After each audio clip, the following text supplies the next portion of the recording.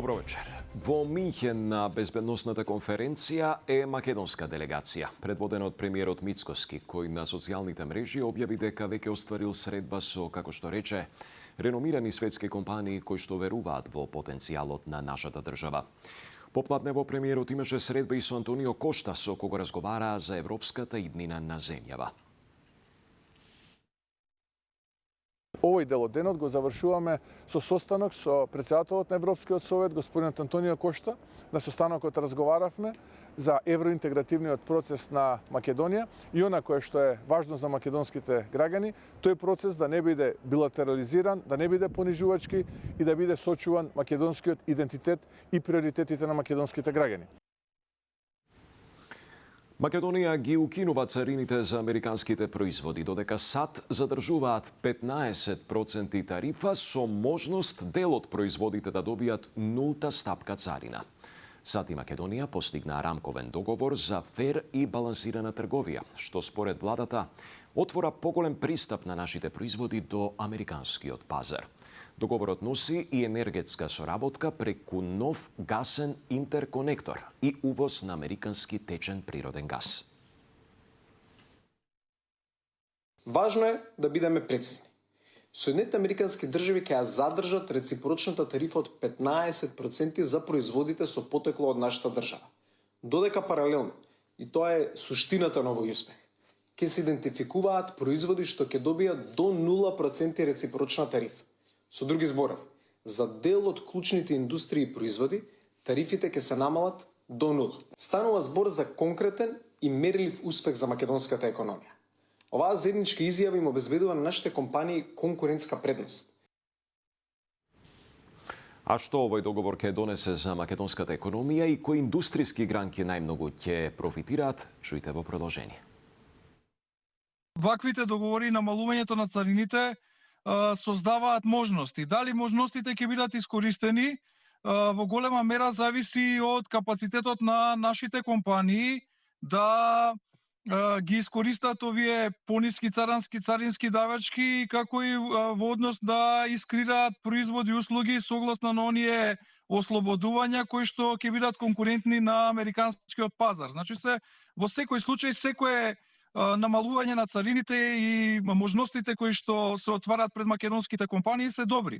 Од нас зависи дали колку ќе можеме да ги искористиме, како од креаторите на политиката, така и од самите компании и од нивниот капацитет да креираат конкурентни производи и услуги. Народното собрание на Бугарија денеска го ратификуваше договорот помеѓу Македонија и Бугарија за изградба на меѓуграничен железнички тунел на коридорот 8, соопшти министерот за транспорт и вице-премиер Александар Николовски. Со ова се исполнети сите услови за доизградба на железничкото поврзување помеѓу Скопје, Софија и Бургас. Откако претходно овој договор во декември беше ратификуван и во Македонското собрание. Горд сум што овој договор ќе значи поблиски економски врски помеѓу двете држави и двата народа, но покажува и силна посветеност на Македонија во реализација на коридорот 8, кој што е исклучително значаен безбедносен коридор од висок интерес на НАТО и на нашите стратешки партнери, напиша Николовски на Facebook. Поради екстремно загадување на водата во Струга, тамошното јавно обвинителство отвори истрага за можни кривични дела. Анализите покажале заматеност повеќекратно над дозволеното, а водата е забранета за пиење. Во екот на кризата, директорот на јавното предпријатие Водовод поднесе оставка и состојбата ја нарече еколошка катастрофа. Здравко Димитров.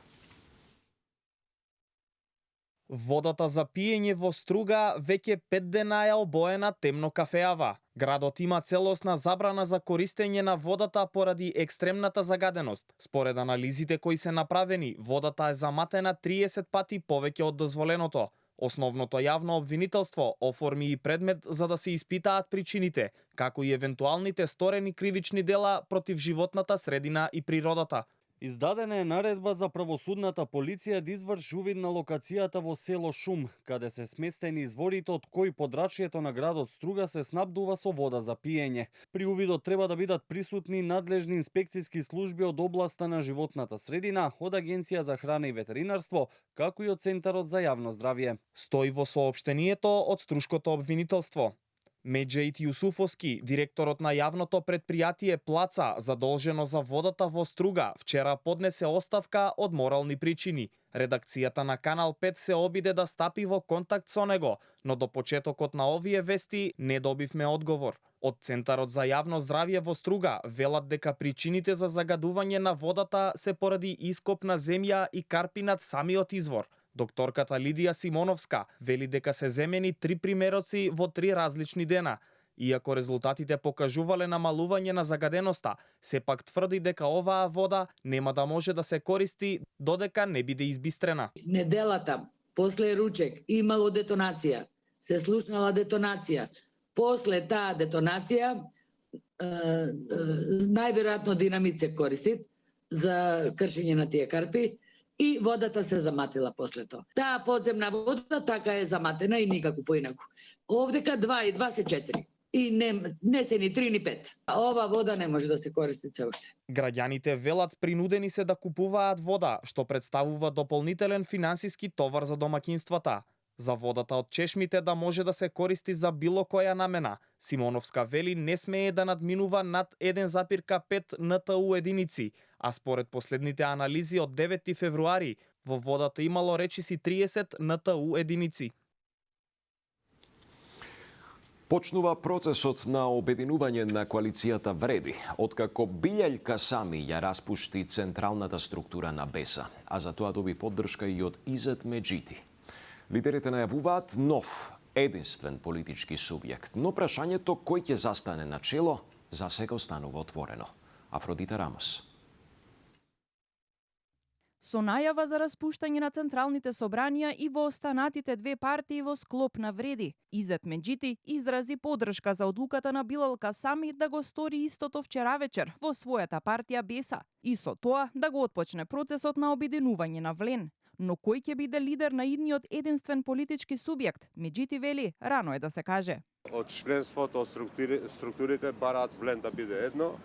Во однос на лидер, значи не сме фокусирани моментално на персонални решенија, креативни повеќе идеи, значи има со ротација, има копредседателство или пак има и модел, значи еден глас, секој мислам еден член, значи конструктивно, креативни идеи, мислам дека ќе дојдеме до најдоброто решение.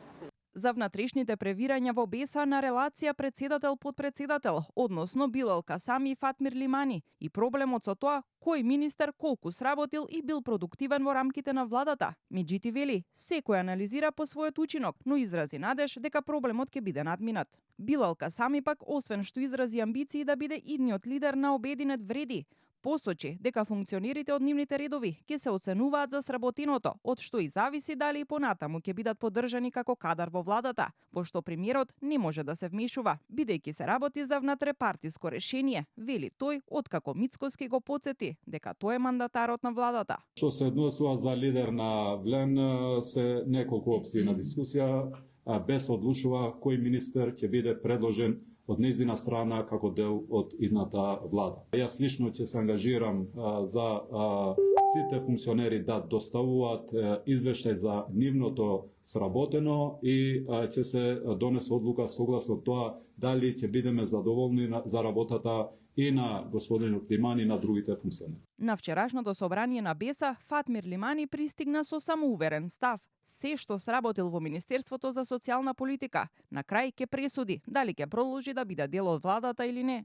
Работата која су го извршил за овие 6-17 месеци, вработувањата си и ред други работи и проекти кои се направени во полза на народот и на нашата држава. Коалицијата Вреди беше формирана пред парламентарните избори во 2024 година, како анти-Дуи блок, во кој влегоа Демократско движење на Меджити, БЕСА на Касами, Алтернатива на Гаши, крилото на Алијанса на албанците на Таравари и представникот на самоопределување Беким Ќоку.